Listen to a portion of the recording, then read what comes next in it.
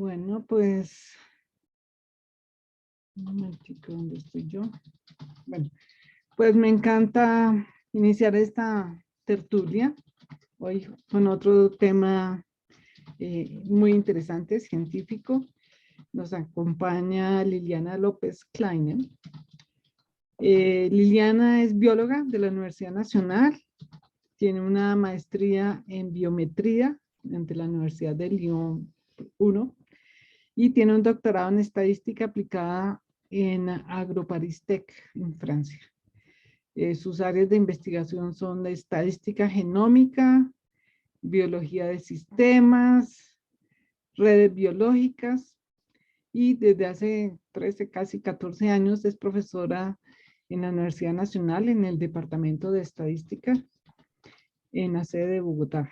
Dirige tesis de maestría, doctorado y pregrado en varias áreas como estadística, biología, medicina, y ha publicado muchísimos artículos, unos 40 artículos, escrito 2 libros y 4 capítulos de libro. Tienes un libro también, escribiste unos libros especial para niños, ¿no?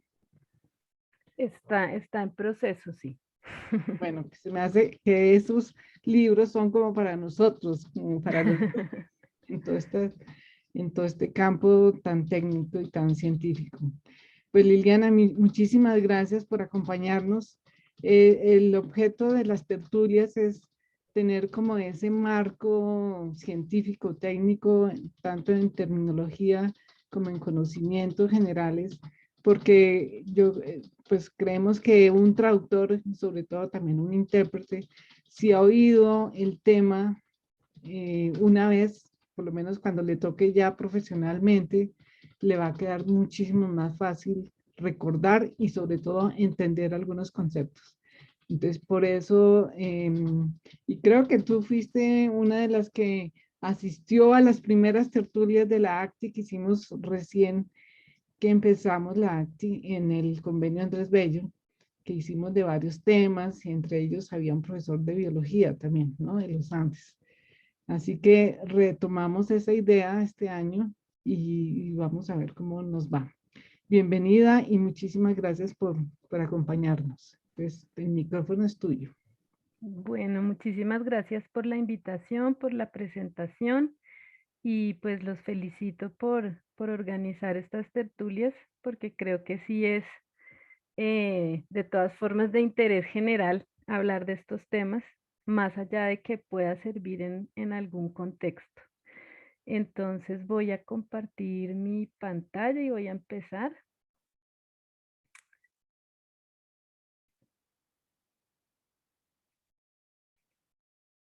Entonces, el título de la charla es ¿qué son los datos genómicos y para qué sirven? Ya Janet pues les indicó que trabajo en la Universidad Nacional, estoy vinculada a 2 grupos de investigación, uno que es el grupo de métodos en bioestadística, que es del Departamento de Estadística, y el otro que es un poco más específico del área que les voy a presentar, que trabaja en bioinformática y biología de sistemas. Entonces, los datos genómicos nosotros los tenemos que ir a buscar en la célula. Entonces, pues como todos ustedes saben, los organismos vivos están compuestos de células. De hecho, el organismo, digamos, más pequeño está compuesto de una sola célula.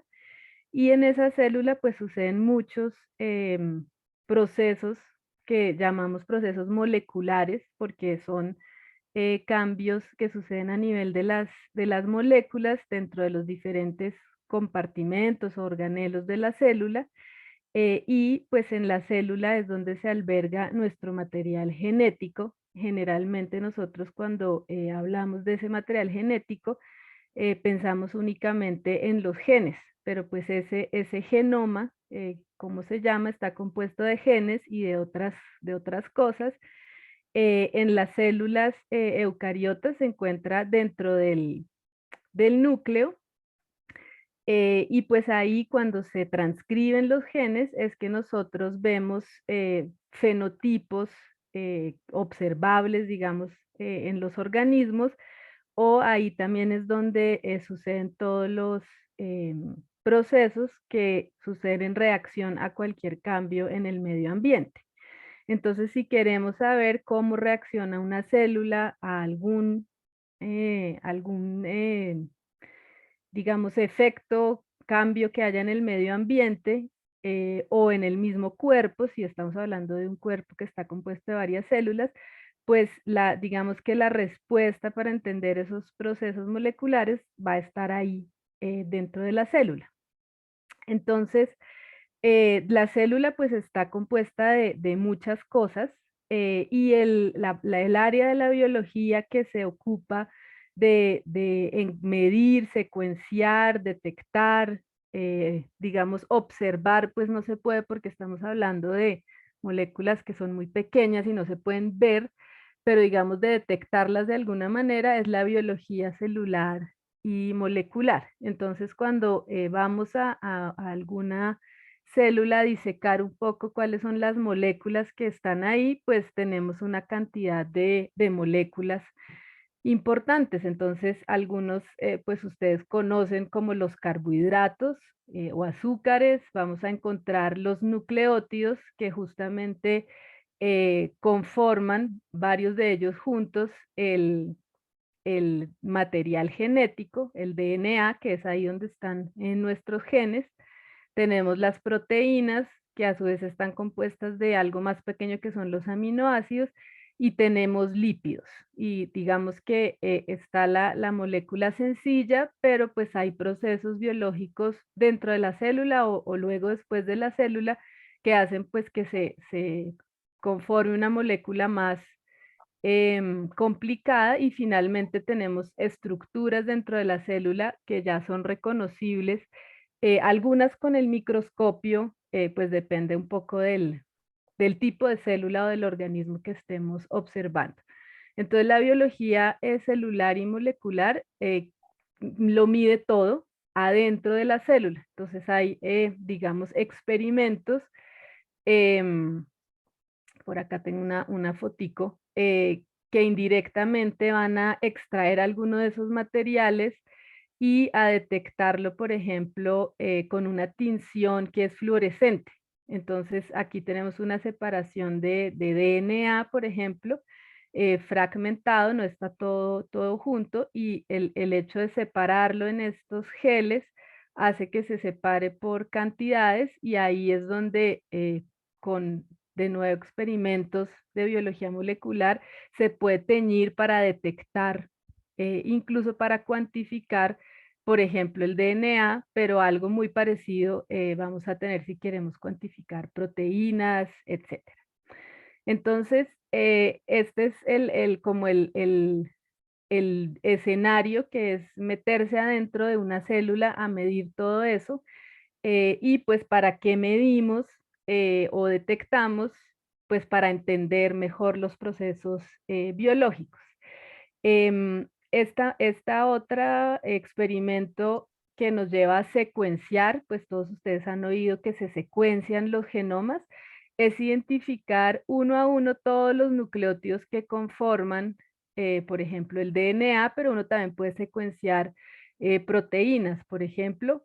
Entonces es una manera de medir o de detectar, pero pues queda un poco más de información porque no solo vemos la presencia de la molécula, sino más allá de qué nucleótidos está compuesta. Entonces, uno de los procesos que más interesan en la biología molecular es este proceso en donde el DNA, el material genético y especialmente los genes, pero no solo los genes, digamos que se expresan, se activan para construir al final, sintetizar proteínas. Los genes por sí solos, esta molécula de DNA no hace nada, no tiene una función, no es una maquinita molecular que haga algo, sino su única función es transcribirse y luego, pues finalmente obtener una proteína. las proteínas sí son las que hacen las cosas en la célula. Entonces hay algunas que son estructurales, que van pues a armar, digamos, estructuras de la célula, y otras que son las enzimas, que son ellas máquinas que de nuevo hacen procesos moleculares. Entonces, por ejemplo, se necesita una proteína para que se pueda hacer la transcripción. Es como un círculo. Y aquí lo mismo para hacer la traducción. Entonces, lo primero que sucede es que este DNA se transcribe, así se llama esta primera etapa, y se obtiene una molécula que se llama RNA, específicamente se llama RNA mensajero, y este RNA mensajero se traduce. Aquí hay algo de pronto interesante para los terminólogos, y es que esto incluso en muchos libros lo traducen mal como traslación, pero es traducción. Es la traducción del RNA a aminoácidos, y estos aminoácidos pues ya se pueden, eh, digamos, organizar según eso todo está, la manera como se van a organizar y formar estructuras, digamos, en 3 dimensiones, depende de qué cargas o cómo sea la bioquímica de cada uno de estos aminoácidos. Pero pues para todas estas etapas de nuevo se necesitan proteínas, que serían las enzimas. Entonces, pues ya hace, digamos, 100 años en biología molecular era interesante simplemente tener solo información sobre la presencia de alguna molécula, pero pues hoy en día se quiere cuantificar todas esas moléculas. Entonces los experimentos que les mostraba pues van a permitir obtener toda esa información, y la idea es contrastar moléculas, células que estén en situaciones diferentes, células de personas enfermas, células de personas sanas, células que han sido sometidas a algún tratamiento. Y toda esa información en conjunto, más el conocimiento de estos procesos, pues nos ayuda para entender un poco más cómo son los procesos moleculares que están sucediendo ahí adentro de las células. Entonces, ese conjunto de datos, por ejemplo, toda la secuencia del DNA o toda la expresión de todos los genes que están al mismo tiempo en un genoma, o todas las proteínas que encontramos en un momento dado en la célula, se llaman los datos ómicos de manera general. Eso, digamos, es un sufijo que existe desde hace unos 15 años, y entonces existen los congresos de ómicas, existen revistas científicas de las ómicas, y ese sufijo aparece porque viene originalmente de genoma, genome en inglés.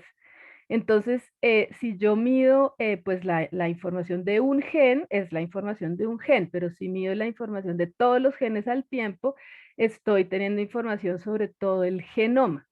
Si secuencio 1 o 2 genes, no va a ser el genoma, pero al secuenciar toda el DNA que encuentro en una célula, entonces ya estoy hablando del genoma. Entonces originalmente pues se refería a genoma, pero digamos, se ha utilizado ya en general para hablar de cualquier experimento que permite medir muchas cosas al tiempo. Antes era de un genoma dentro de una célula, pero pues ahora ya se usa para proteómica, y de ahí se derivó una cosa que se llama la metabolómica, que es que se puede detectar todos los metabolitos que encontramos, por ejemplo, en una célula. Entonces, cuando estamos hablando de, digamos, para hacerse una idea de cómo son esos datos, entonces de una célula yo puedo, por ejemplo, obtener información de 20.000 genes, si es una célula humana, y digamos de 40.000, 50.000 si son peces o plantas, y más o menos 2.000 genes si son bacterias. Y muchas más proteínas existen en una célula, porque pues la relación no es 1 a 1, sino hay digamos, complejidad mayor en las proteínas, y esto pues se le pueden adicionar otros 6 ceros si hablo de metabolitos y así sucesivamente. Entonces esos serían como los datos genómicos que se refieren a lo que obtengo de una célula. Existe también hoy en día un área que se llama la metagenómica, en donde incluso se hacen estos mismos procedimientos, pero para todo un ecosistema. Entonces, por ejemplo, se cuantifica o se secuencia el DNA o se cuantifica la actividad de los genes o las proteínas o los metabolitos, pero por ejemplo, todo un pedazo de tierra o en agua, en el mar, en un río, y ahí pues no se tienen los genes de un organismo, sino de todos los organismos que están ahí. Entonces es como una transición un poco a la ecología casi, a través de los datos genómicos. Entonces, digamos que para yo llegar a esta detección, eh, de la molécula, pues hay que hacer unos experimentos. Entonces, por ejemplo, acá esto es solo una de las técnicas moleculares para llegar a la secuenciación, por ejemplo, de nucleótidos.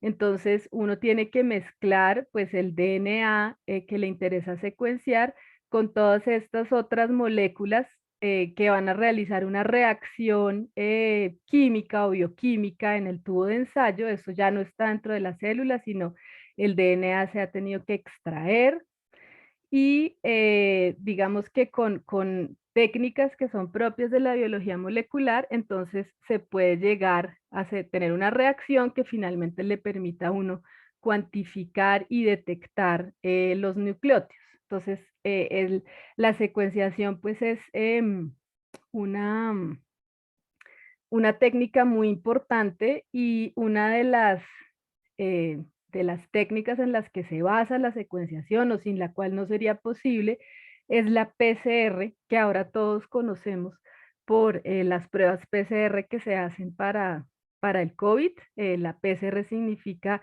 reacción en cadena de la polimerasa, y es simplemente de un pedazo de DNA sacar muchas copias. Entonces, con estos procesos moleculares, también para secuenciar uno necesita tener muchas copias, porque puede ser que haya dentro de todo lo que extrajo de la célula solo una pequeña molécula del RNA mensajero del gen que quiere detectar, y pues no lo va a poder ver, por ejemplo, en estos geles, sino tuvo que hacer muchas copias, y eso se hace con una PCR.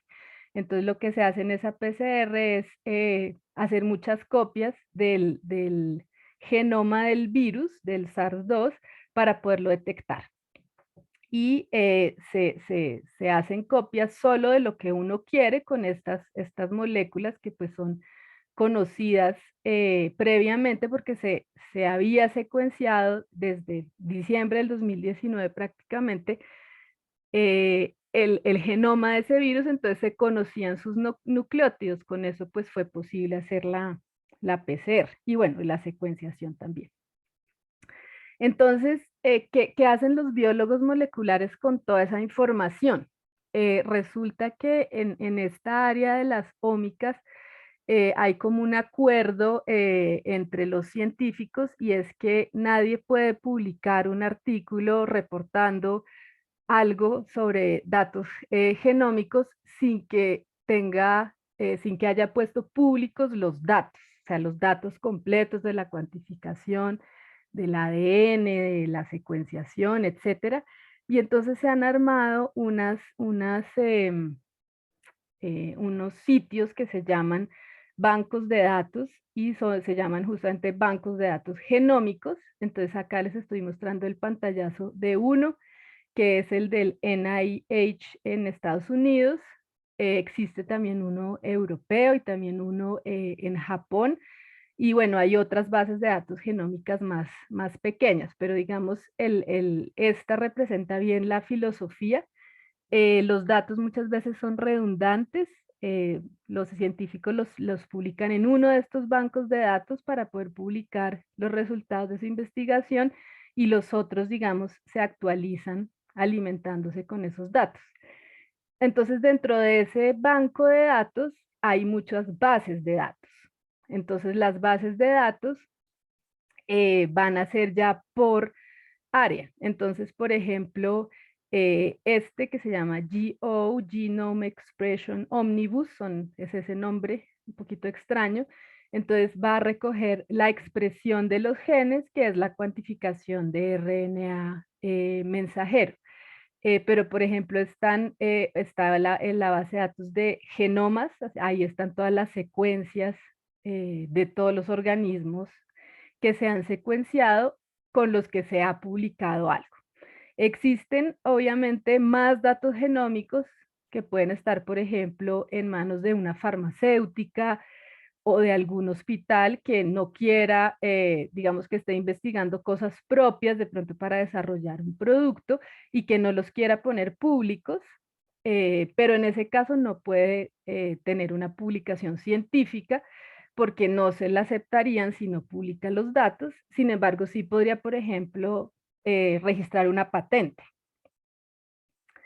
Entonces, lo bueno de estos bancos de datos es que son relacionales, ese es como el término que se maneja en estadística, y es que uno puede saltar de una base de datos a la otra, nosotros lo conocemos como haciendo clics.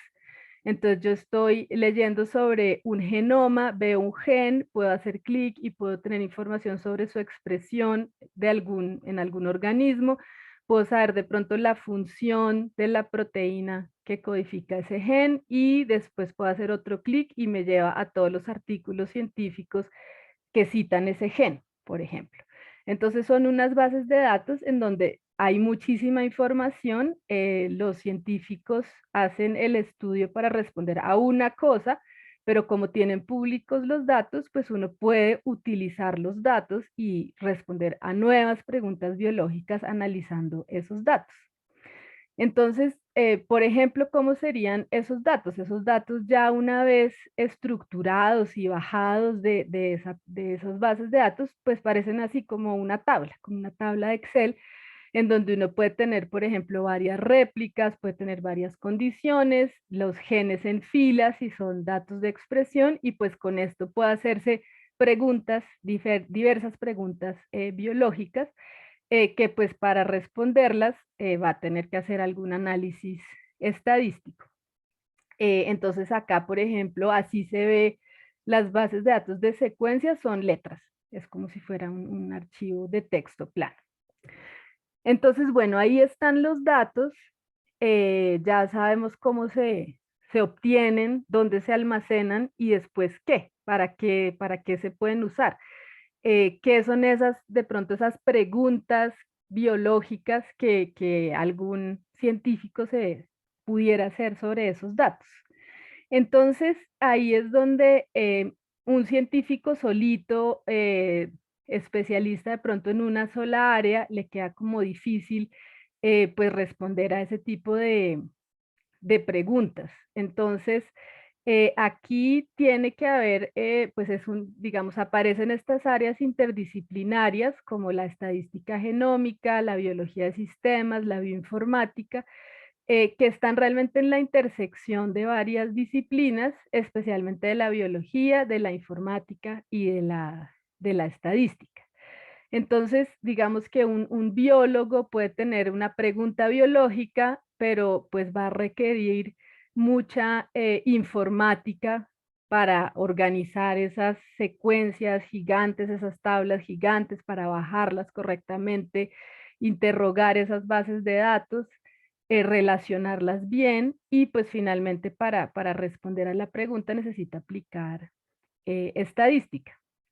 Entonces, el área específica que yo trabajo se llama estadística genómica, que es una rama de la estadística que, como siempre en estadística, tiene como eh, los dos aspectos, aplicar y desarrollar métodos para el análisis de datos genómicos, entonces como todos los posibles que les mencioné anteriormente, y siempre con el objetivo de aumentar el conocimiento sobre los sistemas biológicos. Entonces, se aplican a veces métodos que ya existen para responder a a las preguntas biológicas, pero a veces los métodos existentes tienen alguna falla, se pueden mejorar o simplemente no existen, entonces en ese caso los estadísticos pues van a desarrollar nuevos métodos para responder a los sistemas biológicos. Entonces, ya teniendo como la introducción, la definición de datos genómicos es cualquier tipo de información obtenida directamente de las secuencias del genoma o gracias a que se conocen las secuencias del genoma. Eh, esta información, en principio, que me va a dar como una información global usando solamente la secuencia, van a ser lo que en estadística llamamos datos categóricos. O sea, por ejemplo, esos 20.000 genes me los van a agrupar en 5 grandes categorías, por decir algo, genes que codifican proteínas estructurales, otras que son enzimas, otras que son otra cosa. Y lo que les estaba hablando que se obtiene realmente con experimentos de biología molecular, técnicamente se llama datos postgenómicos. Entonces, esos requieren que se realice un experimento, una técnica de biología molecular para pues detectar las moléculas y tener información sobre ellas. Como casi siempre se cuantifican, entonces estos son numéricos. Pero digamos, estos dos en conjunto serían los datos genómicos. Entonces, ya vimos que podíamos tener algunos que son secuencias, otros que son categorías que se pueden representar por estos gráficos de barras y otros que son como la tabla de números que les mostré. Entonces acá, pues la idea es cómo puedo, por ejemplo, una de las primeras preguntas que yo me podría hacer es, ¿cómo puedo agrupar los genes o las proteínas según su función biológica? Entonces, eso parece de pronto como un ejercicio un poco básico, pero resulta que incluso en el genoma humano que está tan estudiado, todavía hay más o menos un 20% de esos 20.000 genes que no sabemos para qué sirven. Entonces, usar la información de los datos genómicos para, por ejemplo, predecir su función, pues puede dar muchas pistas para entender un poco más los organismos que se están estudiando. Entonces, si es un organismo que en biología llamamos un organismo modelo, como el humano, el ratón, que está súper caracterizado, estudiado y secuenciado, pues es un poquito más fácil. Pero si es un organismo poco conocido, por ejemplo, una cianobacteria o alguna bacteria que se acaba de descubrir, pues no va a ser 20% los genes desconocidos, sino puede llegar a ser hasta el 50%. Entonces, de esa tabla, unida de pronto incluso con otra información, uno para pues predecir la función, puede hacer algo como generar con un análisis estadístico, clasificar las proteínas, por ejemplo, en 2 grupos. Entonces, esta es una figura de uno de los trabajos que hicimos alguna vez, donde lo que tratamos de hacer es tomar las proteínas de una bacteria patógena que se conocía que estaban relacionadas con la virulencia, o sea, con hacer que esa bacteria sea realmente agresiva para el humano. En ese caso era una bacteria que produce la laringitis y tratar de mirar si de pronto había otras proteínas no conocidas que también podían parecerse a esas de virulencia, y todo eso con el fin de que esas nuevas proteínas fueran blancos terapéuticos, o sea, que hubiera como una lista candidata de proteínas que uno puede decir, contra esas proteínas deberíamos desarrollar un fármaco, pues para que la bacteria no sea tan virulenta, por ejemplo. Entonces, esa es una de las cosas que se pueden hacer con los datos genómicos, encontrar blancos terapéuticos en organismos que son patógenos, por ejemplo. Entonces, otra opción, siempre se me esconden los títulos. Otra opción es estudiar, por ejemplo, una enfermedad. Entonces, uno de los trabajos que hemos hecho es, por ejemplo, comparar la expresión de los genes en pacientes con cáncer de pulmón versus sanos para identificar cuáles son de esa tabla de genes, que podría ser esa que les mostré, cuáles son los genes que se comportan de manera diferente en los enfermos con respecto a los sanos. Esos genes pueden ser candidatos para muchas cosas, también para blancos terapéuticos, pero pueden ser, por ejemplo, genes que servirían para diagnosticar el cáncer, por ejemplo, que pues en ese caso específico hay que hacer una biopsia de pulmón, que obviamente pues no es un procedimiento muy fácil de hacer. Entonces, sobre esta tabla, pues se hacen análisis, digamos, primero como descriptivos. Aquí en este eje se está comparando la diferencia entre las dos condiciones, entonces los que están muy arriba o muy abajo son genes que son bien diferentes. Y para seleccionar cuál sería como el criterio para decir, uy, estos sí definitivamente son interesantes, pues ya tenemos que aplicar algún método estadístico que nos permita pues como estar bastante seguros de que estos serían los candidatos. Entonces, en este caso, por ejemplo, hicimos un trabajo el año pasado con unos colegas del Instituto de Genética de la Javeriana y con estudiantes de estadística, que lo que trató fue justamente identificar biomarcadores, moléculas que permitan detectar la presencia de ese fenómeno de cáncer de pulmón, pero no en el pulmón, sino en sangre. Entonces, lo que nosotros hicimos fue buscar una especie de RNAs mensajeros e identificar cuáles podrían estar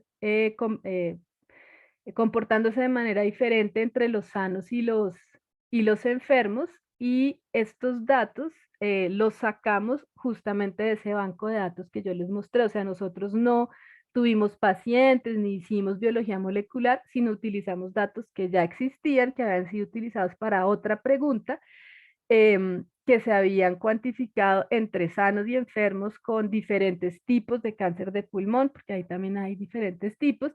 Hicimos un análisis estadístico, entonces, digamos, análisis descriptivos, análisis ya eh, como de pruebas de hipótesis estadísticas con métodos que están adaptados a estos datos genómicos, y lo que uno encuentra al final es una listica de estas moléculas que se comportan de manera diferente, y ahí luego viene el trabajo de los biólogos, que es decir, bueno, esas moléculas, esos microRNAs en este caso, ya habían sido descritos en algo de cáncer. Entonces, por ejemplo, si los encontramos citados en varios artículos que hablaban de cáncer, pero no de pulmón.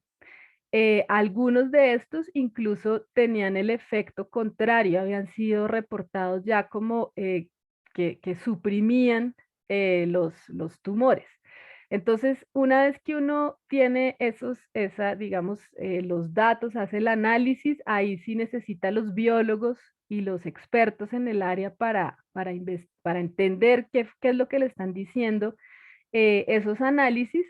Y pues lo primero es buscar en la literatura, y lo que hacemos mucho en genómica es volvernos a ir a las bases de datos y generar, por ejemplo, predicciones de cómo esos microRNAs que encontramos podrían estar relacionados de nuevo con genes, o sea, como devolvernos, y contrastarlos en general como por ejemplo, con procesos de cáncer en este caso.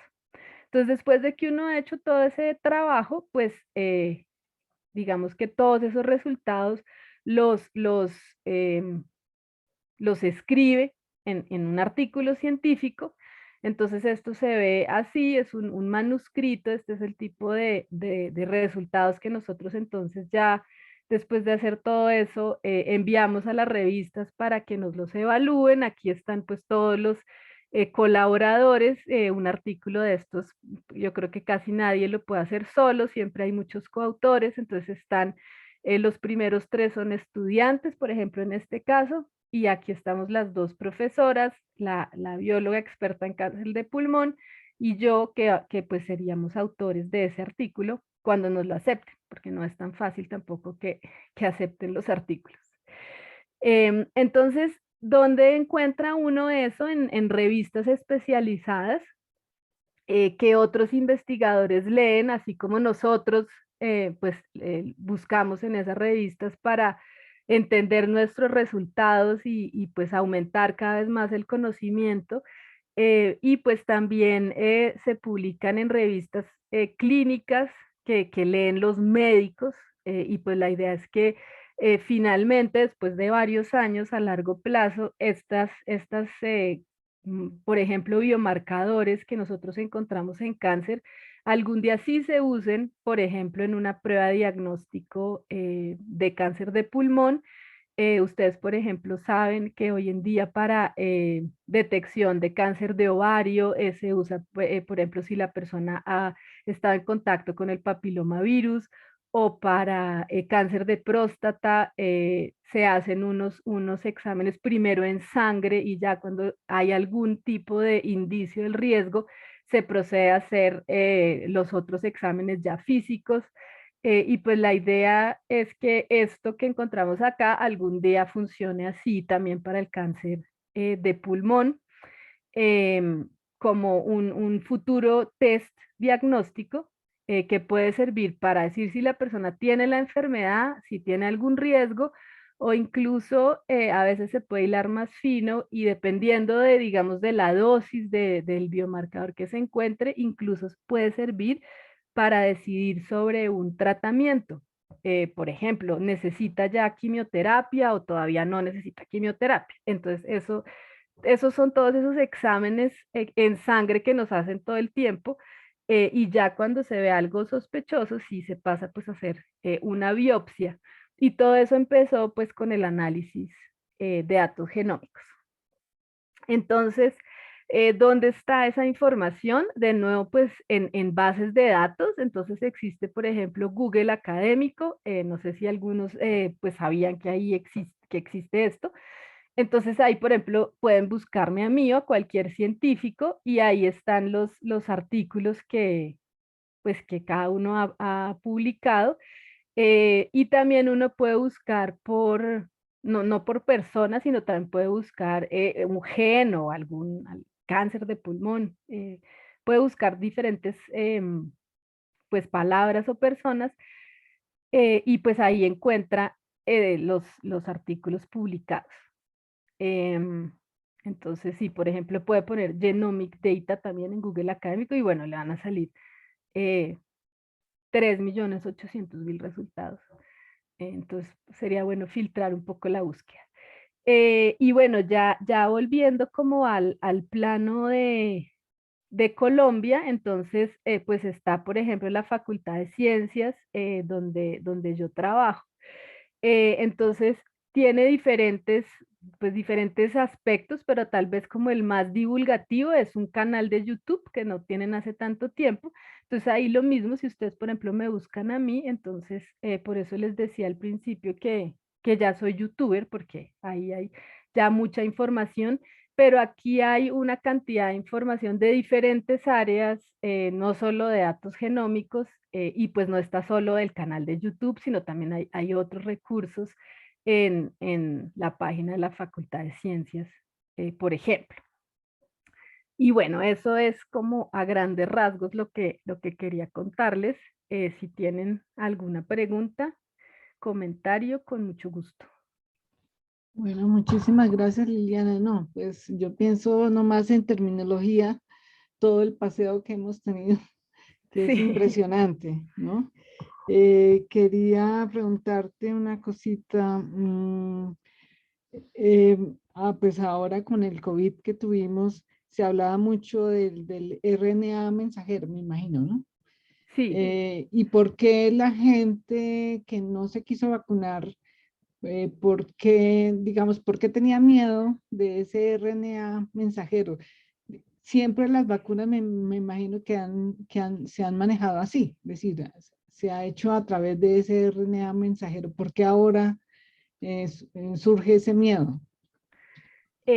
Sí, pues realmente digamos que el miedo es que como se está inyectando finalmente una parte del genoma del virus, esa molécula dentro de los procesos biológicos que suceden en la célula pueda retrotranscribirse a DNA e insertarse en tu propio genoma. Eso es algo que puede suceder.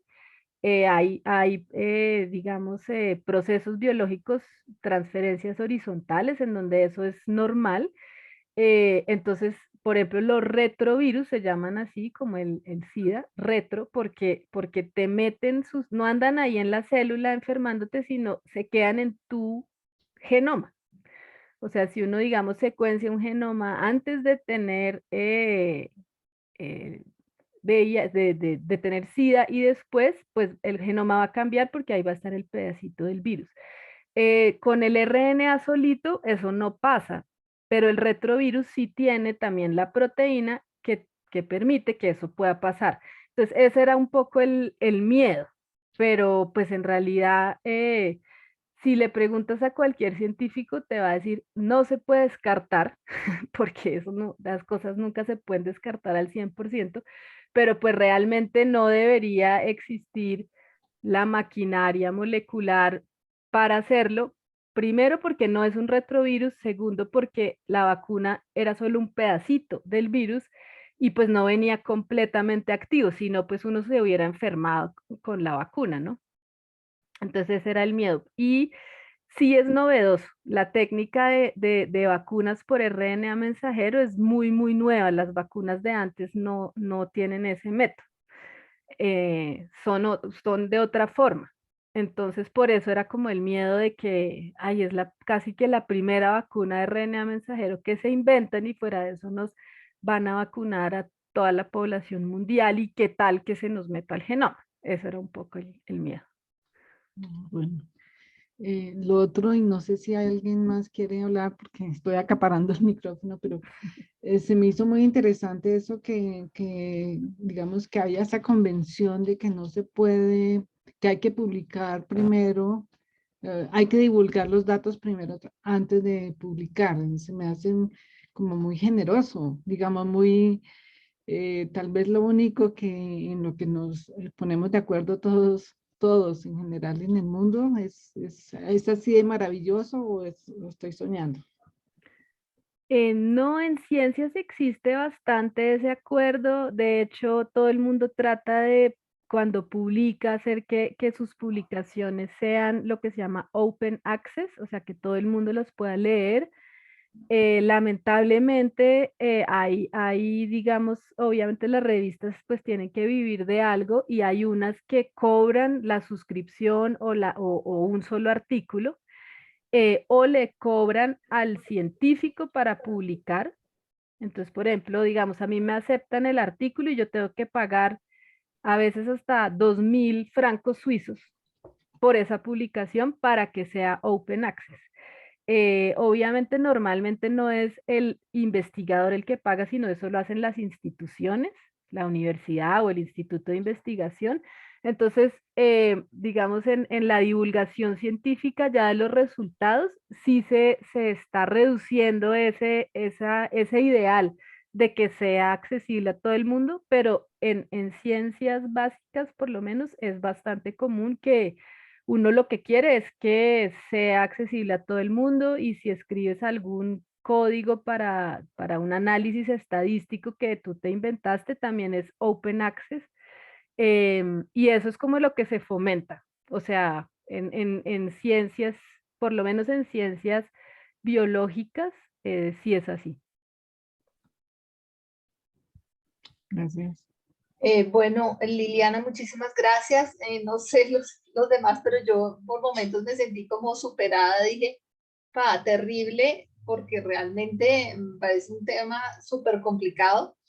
Seguramente que si uno se pone a trabajar en textos de este tipo, seguramente que empieza a entender más. Me interesa mucho cuando Janet te presenta que habla sobre una enciclopedia infantil.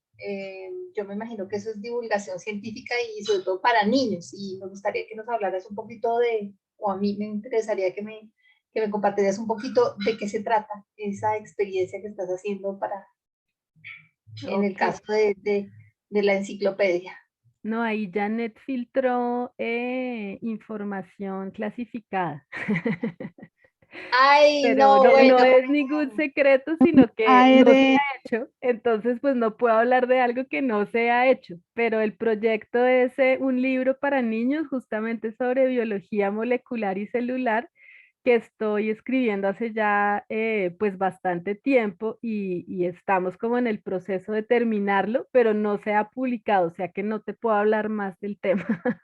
perfecto, muchísimas gracias. Entonces ya será una próxima invitación ya para cuando tengamos el documento en las Para manos. hablar del libro de pronto, sí. Gracias. Liliana, muchas gracias. Yo tenía una pregunta con respecto a la literatura en sí de todo el tema que tú manejas. ¿Tú en qué idioma lo consumes? Y a nivel mundial, o sea, me imagino que el inglés debe ser el superior, pero digamos, las comunidades de países no angloparlantes, ¿sí pueden acceder a este tipo de información en su idioma o cómo se consume? Sí, el idioma de la ciencia es inglés. O sea, todos los artículos, yo creo que, digamos, no sé, si hay uno o dos que no estén en inglés de los que yo he escrito, es mucho. Todo se escribe en inglés, todo se lee en inglés, es el idioma de la ciencia. Todas las revistas internacionales buenas están en inglés. Hay algunas revistas como locales, por ejemplo, en la Universidad Nacional tenemos revistas científicas que aceptan, por ejemplo, dos o tres idiomas. Entonces puedes publicar en español y puedes publicar en inglés, pero si realmente quieres que tu trabajo se tenga una difusión más o menos, pues lo más grande posible, hay que escribir en inglés. Y de hecho digamos, cualquier persona que va a trabajar en investigación, o sea, que por lo tanto seguramente va a tener que hacer un doctorado, todos para darte el título de doctorado, tú tienes que superar un cierto nivel en inglés y eso es, pues yo me atrevería a decir que es prácticamente mundial. Entonces no debería existir ningún científico, pues en la actualidad, que se dedique a la investigación, que haya hecho un doctorado, que no sepa escribir y leer en inglés. Entonces eso sí es el idioma de la ciencia. Mm, y, por ejemplo, volviendo a tu libro, no libro todavía, simplemente como la idea, eh, pues estos países que no son bilingües, o sea, Latinoamérica no tiene países realmente bilingües. ¿Tú no ves ahí como un abismo tremendo? Porque claro, para llegar a donde tú estás, tú tuviste que haber primero pasado por esa carrera del inglés, ¿no? O sea, ¿no? Que para muchos no es tan sencillo, pero que pueda que tengan ese interés en la ciencia. O sea, eso va a seguir aún más, como más ese embudo, o sea, no, o los gobiernos o la academia no le interesa como llegar, porque bueno, asumo al menos secretamente que tu libro va a ser en español. Sí. Sí, lo que pasa es que son como diferentes niveles del conocimiento de la ciencia, ¿no? O sea, la ciencia a nivel como del libro informativo, que tú compres un libro que se llame La Célula, o un libro sobre el sol, o un libro, digamos, para niños, obviamente que tiene que ser en su idioma, pero si hay una brecha muy grande, pues eso también lo he aprendido en este trabajo justamente con las editoras, y es que En español no hay casi libros informativos buenos, que es una tristeza, y pues justamente esa es una de las motivaciones de sacar un libro como científico, pero para niños, o divulgativo, no tiene que ser necesariamente niños, pero que lo pueda entender el público en general que se interese por la ciencia.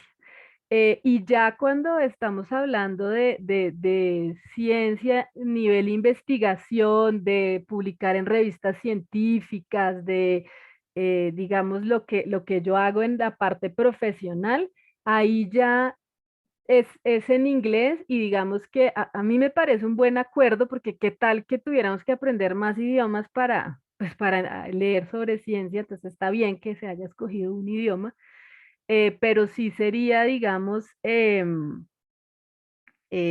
o sea, esa ciencia, no solo por estar en inglés, no es asequible al público en general, sino porque pues tienes que estar de pronto especializado en eso para de todas formas entender el texto así esté escrito en español. Entonces creo que no es tan grave que todo esté en inglés, porque si ya llegaste a decidir que ibas a ser investigador, pues parte de la decisión es que tienes que aprender inglés. Yo he tenido estudiantes que cuando les doy el primer artículo para la tesis, uy, no, pero si es en inglés, y yo digo, ah, no, entonces no, pues vuelve cuando sepas inglés, porque no puedes hacer ciencia si no sabes inglés. O sea, si no sea por lo menos al principio leerlo. Ya escribirlo, pues es después del doctorado, pero leerlo sí es importante saber inglés.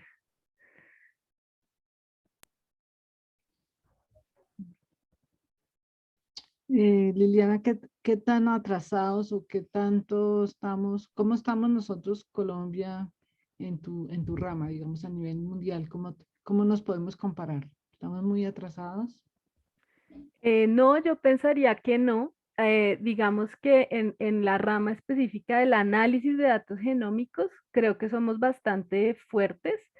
En América Latina están los mexicanos, los chilenos, los brasileros, pues que en general en ciencias nos ganan, pero pues de resto yo creo que seguimos nosotros. En producción de datos genómicos, es algo muy, muy corriente hoy en día en todas las áreas, en agronomía, en zootecnia, en microbiología. Los mismos hospitales producen todo el tiempo datos genómicos. Existe una especie de outsourcing que ha abaratado los costos, o sea, las muestras, se hace como la primera parte del experimento en Colombia y se envían a secuenciar o analizar o a cuantificar a China, a Corea, a Japón. Incluso los mismos europeos hacen eso, porque tener todos los equipos y el personal que lo haga acá en Colombia, o en cualquier sitio, pues es muy costoso. Entonces ahí eso se hace, pero yo pensaría que muchos científicos en Colombia producen datos genómicos, y lo hacen al mismo nivel que, pues digamos que internacionalmente. Obviamente, pues los estudios, el tamaño de muestra, etcétera, son más reducidos acá por temas de costos, pero no estamos atrasados. Yo diría que estamos como bien, tampoco a la vanguardia, somos los primeros, ¿no? Pero está bien el área de producción y el análisis de datos también. Bueno, a través de genomas se puede hacer, se puede remontar y averiguar grupos, no quiero decir la palabra de razas, pero como de etnias, porque yo oí en algún sitio que los chipchas originalmente eran de Costa Rica. Entonces, ¿cómo es eso? Sí se puede Sí se averiguar? puede. Se llama ancestría. No se habla de razas por lo mismo de siempre, que nadie se vaya a sentir mal ahí. Entonces se habla de ancestría, y de hecho está ya muy estandarizado. Hay unas partes del genoma, no necesitas secuenciar todo el genoma, sino hay unas partes del genoma que se secuencian, y se calcula, le puede calcular a cualquier persona como el porcentaje de ancestría. eh, pero es muy general, es como amerindio, africano y caucásico. Eso es lo que se le puede hacer fácilmente a cualquier persona. Y ya para ver como el origen de algún, pues de alguna persona o de algún pueblo, sí, ya yo creo que son secuenciaciones del genoma completo en donde digamos que se alinean, o sea, se comparan todos los genomas y se ve, este pedacito es diferente acá, pero se parece más seguramente a algún grupo de Costa Rica. Entonces, pues digamos que de manera general es esa ancestría que se usa una parte del genoma, pero ya para trazar la evolución sí tendría que ser pues todo el genoma, me imagino yo, aunque no soy experta en esa área tampoco. Bueno, no sé si alguien más tiene alguna pregunta.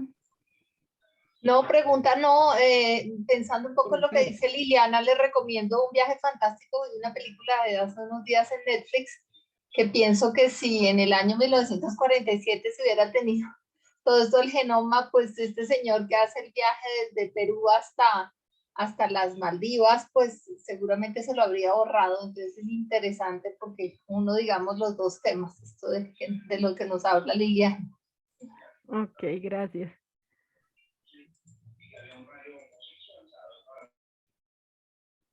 ¿Alguien más? Pues Liliana, muchísimas gracias. Yo creo que estamos con la boca abierta de todos estos términos y lo interesante y complejo que es. Es muy interesante.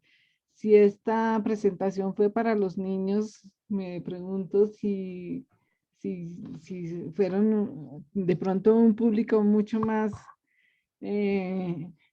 digamos, que entendió más que nosotros, porque pues es muy complejo y no, es meterse en un mundo completamente diferente y por eso es digamos, por eso lo trajimos a la tertulia, porque uno oye que la ARN, que el PCR, pero no tiene ni idea de qué está hablando. Entonces, se me hace muy interesante y te agradezco muchísimo en nombre de la ACTI que nos hayas acompañado y también te invitamos a que oigas las otras tertulias de otros temas muy lejanos a los datos genómicos, pero pues es una manera de compartir. Muy interesante también lo del Google Academic, que no tenía ni idea que existía. No sé si los demás colegas también sabían que existe. Yo creo que puede ser una fuente interesante para buscar términos y explicaciones, supongo yo. Así que, Seguro.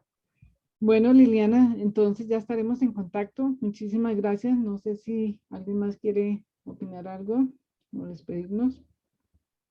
No, Liliana, agradecimiento de parte de la ACTI. Muchas gracias por tu tiempo y tu dedicación. Gracias. Bueno, con mucho gusto. Gracias por la invitación. Bueno, hasta luego y ya estaremos en contacto. Bueno, Todos hasta que- luego. Buena tarde. Bueno, chao entonces.